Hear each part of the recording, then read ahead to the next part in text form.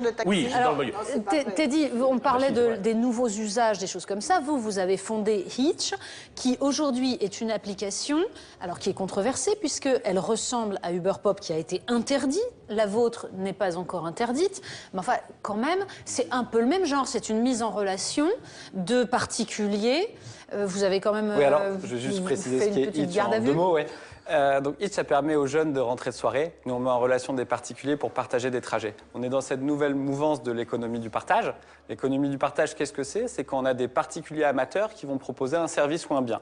Mais il faut que ça reste des particuliers amateurs. Donc il y a un vrai débat sur justement comment on cadre. C'est pour ça, c'est pas la même chose que les VTC. C'est pas la même chose que les VTC, ça n'a rien à voir avec les VTC. Et pour le coup, on n'a rien à voir avec Uber Pop, parce qu'Uber Pop permettait à n'importe qui de devenir un conducteur sans limite, sans aucune contrainte, etc. Ce qui n'est pas du tout le cas chez Hitch. Nous, on permet à des conducteurs juste de payer leur voiture.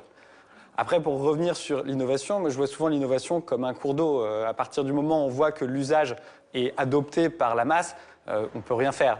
Donc, quand on voit qu'effectivement la population a besoin de services comme Uber ou comme Hitch ou comme d'autres applications, il faut se poser la question comment on encadre ça, mais c'est pas en essayant de faire des barrages qu'on va la stopper. Certes, mais enfin, Bruno, dans votre livre, vous expliquez très bien que cette révolution des usages, elle est tout de même à, comment dire, à analyser. C'est-à-dire révolution des usages, d'accord, mais révolution des usages qui déstabilisent totalement des secteurs de l'économie.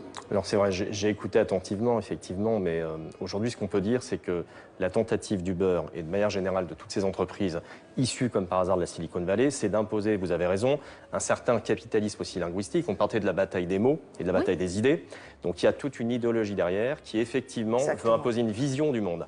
Au-delà de l'innovation de service, au-delà de l'innovation dite incrémentale ou continue, ce que l'on voit, c'est la volonté de ces entreprises de balayer, siphonner des économies établies, des économies certes historiques et donc avec un certain nombre de revendications aujourd'hui, je le comprends, de par les taxis ou les hôteliers qui sont en droit aujourd'hui de se dire et se sentent concernés par l'avenir de leurs emplois, par l'avenir de leur métier. Et en effet, la vraie bataille, elle est avant tout idéologique et politique. C'est une bataille certes économique qui se traduit pour moi, par une bataille aujourd'hui sur le terrain politique. Oui, parce que vous citiez, on a commencé sur les voitures, mais vous citiez le secteur de l'hôtellerie qui est en train d'être totalement déstabilisé par Airbnb, où là aussi on a exactement le même phénomène, c'est-à-dire une mise en concurrence. C'est important de le rappeler, il y a très peu d'emplois salariés qui sont créés par ces économies à la demande. D'ailleurs, il faut vraiment, voilà, pardonnez-moi, il faut vraiment faire la différence, si vous voulez, entre l'économie dite de partage solidaire, etc., et puis l'économie finalement qui est une nouvelle économie numérique hypercapitaliste de prédation, qui est un hypercapitalisme aujourd'hui,